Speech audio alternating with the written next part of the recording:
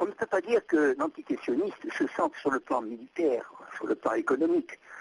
menacée par l'Iran, quelle que soit l'hostilité de l'Iran et d'autres pays et d'autres personnalités, d'autres peuples dans le monde, envers ce régime qui est refondé sur une injustice, c'est-à-dire qui ne résout pas ce qu'on appelle la question palestinienne, à savoir le retour des réfugiés dans leur foyer, qui est là vraiment ce qui avait été demandé par le comte Bernadotte, autrefois en 1947,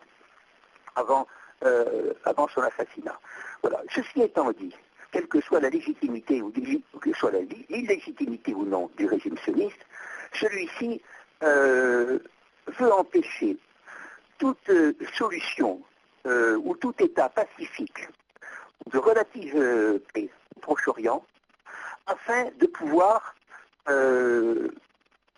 bâtir autour de lui une série d'États instables mais dépendants de sa volonté, qui permettrait à l'entité sioniste de s'agrandir. L'exemple a été donné par le Kurdistan. L'exemple en est donné par la poursuite de la guerre en Syrie, c'est-à-dire la volonté de faire chuter le président Assad. L'exemple en est donné encore plus fort. Non, par ces troupes de Daesh et autres, dont on sait qu'elles ont non seulement le soutien logistique, mais également la formation de la part d'agents du Mossad ou de l'entité sioniste, etc., qui les accueillent chez elles. Bon,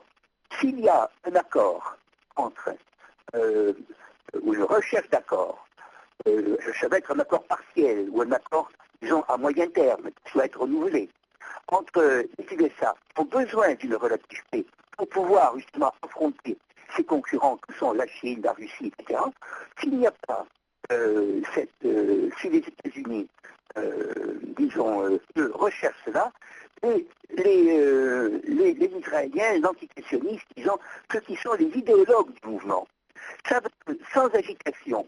sans crainte permanente, sans agitation du spectre iranien, ils ne pourront pas continuer à investir dans la formation de groupes mercenaires, la formation, disons, de brigades terroristes et autres, comme nous le voyons aujourd'hui au Proche-Orient. C'est-à-dire que c'est un État qui a besoin du désordre, alors que jusqu'à présent, tous les États, quelle que soit la forme de leur accession à la légalité, cherchaient, disons, à se faire une sorte de relative réputation bourgeoise, si on peut dire, dans le monde international.